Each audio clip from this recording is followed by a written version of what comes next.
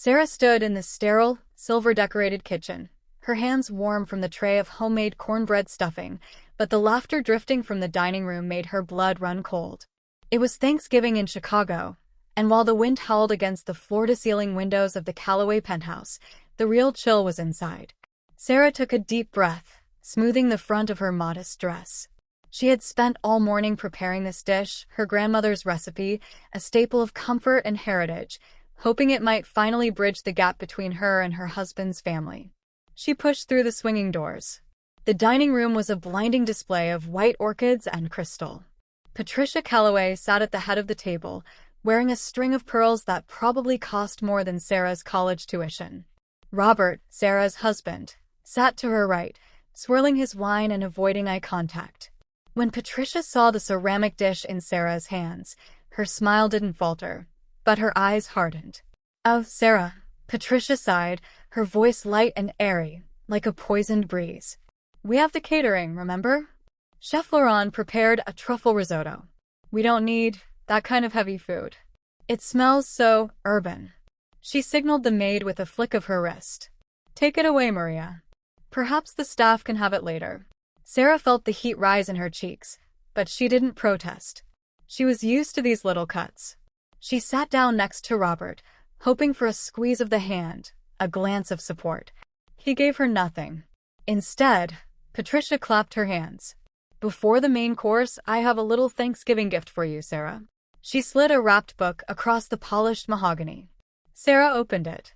The title stared back at her, Etiquette for the Modern Staff. The silence in the room was deafening. "I just thought it would help you understand our world better, dear," Patricia said, taking a sip of champagne. "Sometimes you seem so lost. We want to make sure you fit the aesthetic." Before Sarah could respond, the doorbell rang. The maid opened it to reveal a woman who looked like she had stepped out of a magazine. Blonde, porcelain-skinned, draped in a cashmere coat. "Vanessa," Patricia exclaimed, standing up for the first time all night. "You made it." Vanessa Vanderwood glided into the room, kissing Patricia on both cheeks. "I'm so sorry I'm late, Patricia. My driver had trouble navigating the snow. It's absolutely dreadful out there." She spoke with a strange, clipped accent that sounded vaguely British but mostly pretentious. Patricia beamed, looking between Vanessa and Sarah as if comparing a diamond to a piece of coal. "Robert," Patricia said pointedly, "doesn't Vanessa look stunning? We were just discussing the importance of purifying the family line, ensuring the Callaway legacy remains classic." Sarah looked at Robert. "What is she doing here?" she whispered. Robert finally looked at her. His eyes were full of shame, but his voice was steady. "Sarah, we need to talk. My mother thinks. She thinks Vanessa is a better match for my future ambitions. She can secure connections that you just can't." "You're leaving me?" Sarah asked, her voice trembling not with sadness, but with disbelief. "For her? You barely know her." "We are trading up, dear," Patricia interjected, resting a hand on Vanessa's shoulder. "Please make this easy. Sign the papers and leave before you ruin the aesthetic of our holiday." Sarah stood up. She looked at the man she had loved, the man she had supported when he was just an associate, now shrinking under his mother's thumb. "You aren't just losing a wife, Robert," she said, her voice quiet and firm. "You're trading a woman who loves you for a reflection in a mirror." She didn't wait for an answer. She didn't scream. She simply turned around. Sarah grabs her coat and walks out into the freezing snow, leaving her homemade food cooling on the counter, the only real warmth in that house. Wow. Sarah left everything behind on Thanksgiving night. If you are still watching and enjoying this story, drop a number 8 in the comments to let me know you're here. Do you think Patricia and Robert will regret this? If you love stories where the underdog rises up, you need to subscribe to Black King right now. Join our community so you never miss a moment of truth. The real game is just beginning. Let's continue. 3 years later, the for sale sign dug into the frozen lawn of the Callaway penthouse was the only decoration they had for Thanksgiving. The windows that once gleamed with holiday cheer were now dark, much like the mood inside. But 2,000 miles away in San Francisco, the sun was shining on a life rebuilt from scratch. Sarah Jenkins had not just survived, she had thrived. The forensic eye that Patricia had once dismissed as boring was now the most sought-after skill in the financial district. Sarah spent her days tracking illicit funds for federal agencies, unearthing secrets buried deep in complex ledgers. But her evenings were no longer spent in isolation. She had met David, an architect who didn't look through her, but at her. David loved her grandmother's cornbread stuffing. He loved her history. He loved her. In their warm, light-filled kitchen, there were no etiquette books, only laughter and the smell of spices that were celebrated, not hidden. Meanwhile, back in Chicago, the air had grown stale. Vanessa had spent the last 3 years systematically isolating Patricia, feeding the older woman's ego while starving her bank account. She spun a tale about a Royal European Trust, an exclusive investment opportunity reserved only for families with proven lineage. It was the perfect bait. Patricia, desperate to cement her status as American royalty, had mortgaged the penthouse, liquidated her retirement funds, and handed it all over to Vanessa to secure the legacy. "It's a legacy deposit, Patricia," Vanessa had whispered, her fake accent slipping just slightly. "Think of how jealous the club members will be."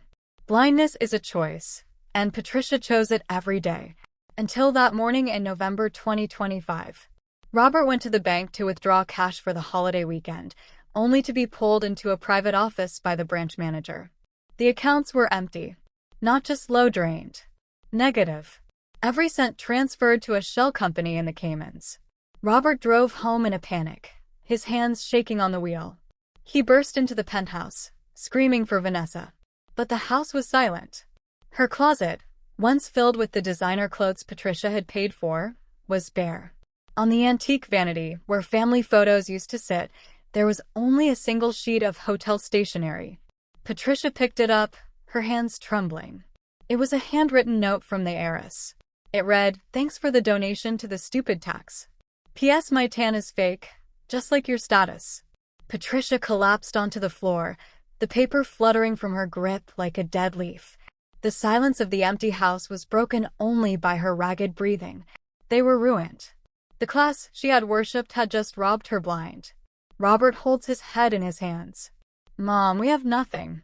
There's only one person who knows how to track hidden money, but we threw her away." Sarah adjusted the frame of her Forensic Accountant of the Year award on her desk, savoring the view of the Golden Gate Bridge, until her intercom buzzed with the ghosts of her past. "Miss Jenkins," her assistant's voice crackled, sounding hesitant.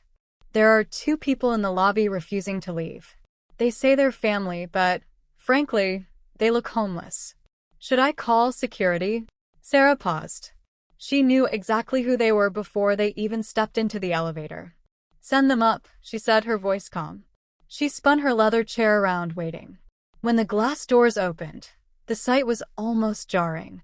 Robert, once the picture of corporate arrogance, looked shrunken in a suit that had clearly seen better days. But it was Patricia who was unrecognizable. The woman who had gifted Sarah a book on etiquette for the modern staff now stood hunched over, clutching a fraying coat, unable to meet the eyes of the woman she had discarded. They looked painfully out of place in Sarah's sleek, sun-drenched office, like dust motes in a sterile operating room. Sarah didn't stand up. She didn't offer them a seat. She simply waited. "Sarah," Robert started, his voice cracking. We didn't know where else to go." "I assume you're not here for a tea party," Sarah said, her gaze resting on Patricia. "Since I was never aesthetic enough for those." Patricia flinched. "We've lost everything," she whispered, her voice trembling. "She took it all.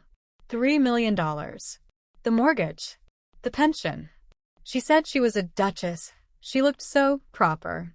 Sarah raised an eyebrow, leaning forward over her desk. "Proper? Or just white?" The silence that followed was suffocating. Patricia looked down at her hands, the truth finally stripping away her defenses.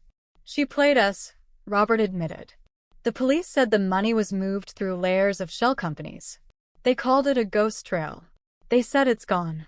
"It's never gone," Sarah corrected him, her tone shifting into professional detachment. "It's just hidden. And I find hidden things for a living." Robert took a step forward, desperation etched into his face. "We researched you. You're the best in the country. The FBI contracts you for cases exactly like this." "Sarah, please." You're the only one who can find her. We can't pay you now, but… Sarah closed the folder in front of her with a sharp snap. You want me to use the skills you mocked to save the fortune you thought I wasn't good enough to share? She looked at them, really looked at them, seeing not monsters, but pathetic, broken people who had built their lives on a foundation of sand. Sarah stands up and walks to the window. I'll do it. But not for you. I'm doing it because I hate seeing criminals win, even if their victims deserve it. Sarah agreed to help, but on her own terms. If you're still with us and enjoying this detailed story, please comment the number 1 below to show your support. And if you aren't part of the family yet, please subscribe to Black King and hit that notification bell. We're here to bring you powerful stories every day, and your support means the world to us. Now, let's continue. The glow of 3 computer monitors illuminated Sarah's face as she typed the final code for the trap, while Patricia sat in the corner, looking less like a matriarch and more like a ghost. It was 2 a.m. in the conference room of Sarah's firm, the air thick with the smell of stale coffee and desperation.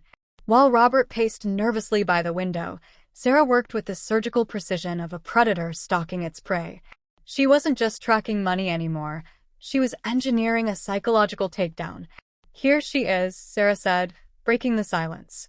Her voice was calm, cutting through the tension. Your Duchess is currently in Miami. She's reinvented herself again. Now she's a Danish countess raising capital for a non-existent eco-resort in the Maldives. Patricia flinched at the description. How did you find that so fast? Because criminals like Vanessa are predictable. They follow the path of least resistance, greed and vanity, Sarah replied, not looking away from the screen. I've set up a honeypot. I created a digital footprint for a fake entity called the Obsidian Group, an anonymous, ultra-wealthy investment firm looking to diversify assets into European hospitality. It is exactly the kind of exclusive, members-only money she's addicted to. Sarah spun her chair around to face her former mother-in-law. This was the moment she had waited years for, not to gloat, but to force the truth into the light. You didn't check her background, Patricia. You didn't run a single credit check or call a single reference before handing over your life savings. Why? Patricia looked down at her manicured hands, now trembling. She seemed so. She seemed safe. Sarah finished for her. She looked like what you wanted Robert to have. She looked white. And that was enough for you, wasn't it? Her skin color was her background check. Patricia squeezed her eyes shut, tears leaking out. Yes, she whispered, the admission hanging in the air like smoke. I thought people like her didn't do things like this. I was a fool. You weren't a fool, Patricia.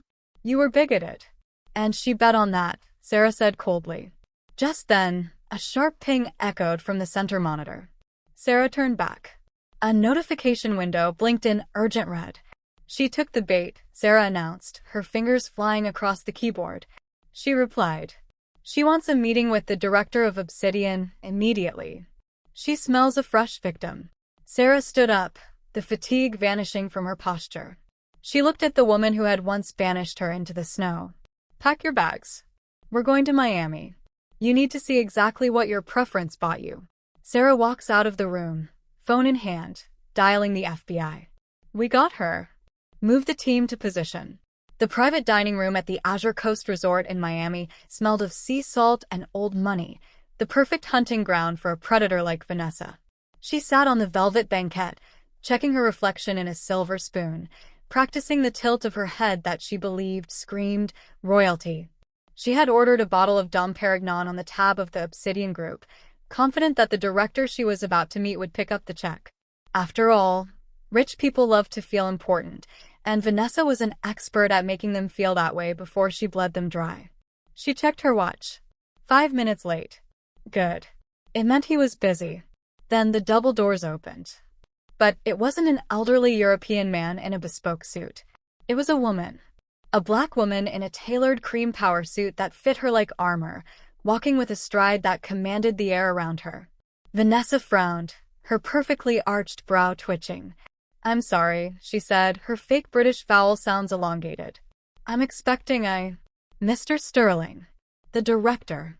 Sarah pulled out the chair opposite Vanessa and sat down without asking. Mr. Sterling doesn't exist, Vanessa. Just like your title. Just like your inheritance. Vanessa blinked, a flicker of genuine confusion crossing her face. She squinted, trying to place the woman sitting across from her. Do I know you? Are you at the hotel?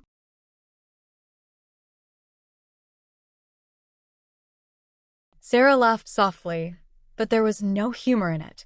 You really don't remember, do you? I suppose the help is invisible to people like you. I'm Sarah, the woman whose cooking wasn't elegant enough for your palate 3 years ago. She leaned in, her voice dropping to a whisper. But my forensic audit of your offshore accounts? That's a work of art. Vanessa's face went pale beneath her bronzer. She stood up so abruptly her chair screeched against the marble. Security, she hissed. I want this woman removed. I wouldn't call them, Sarah said calmly, sliding a manila folder across the pristine tablecloth. It fell open, revealing mugshots from Ohio, a woman named Becky with bad hair and a rap sheet for check fraud. The waiters aren't waiters, Becky. They are federal agents. And the people you scammed? They're watching this entire conversation from a surveillance van right now. Vanessa looked around. The waiter, pouring water, dropped the napkin and reached for his earpiece. The trap snapped shut. The arrogance drained out of her face, replaced by the feral look of a trapped animal.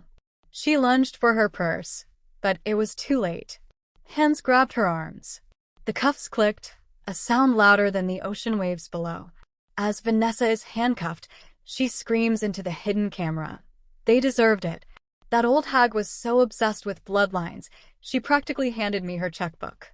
The flashing red and blue lights of the police cruisers reflected in Sarah's sunglasses as she watched the Countess being shoved into the back of a squad car.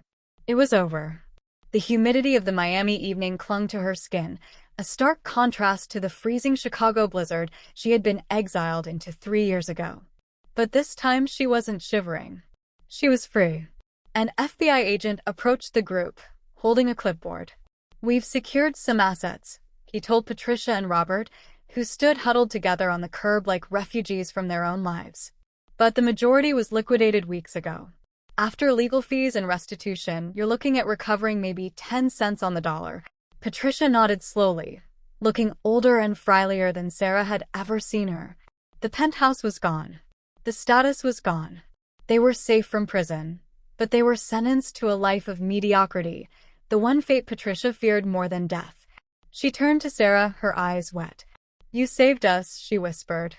Even after everything I said. Even after I threw you out like trash. Thank you. Sarah adjusted her purse, her expression unreadable. I did it for the truth, Patricia. Not for the thank you. And certainly not for the apology. Robert stepped forward then, wringing his hands. Sarah, look. I was a fool. I let my mother get in my head. I let Vanessa dazzle me. But watching you today, you were incredible. He offered a tentative, hopeful smile. Maybe, when we get back to Chicago, we could get coffee. Start over. Just then, a sleek, charcoal sedan pulled up to the curb. The window rolled down, revealing a man with a warm smile and kind eyes. It was David, Sarah's fiancé. He didn't look at her with calculation. He looked at her with adoration. Ready to go home, honey? He called out. Sarah looked back at Robert one last time. I don't drink coffee with people who need a disaster to see my worth. Sarah gets in the car. As they drive away into the golden Miami sunset, she doesn't look back. Robert and Patricia are left standing on the curb, two small figures fading into the background, trapped in the consequences of their own hate.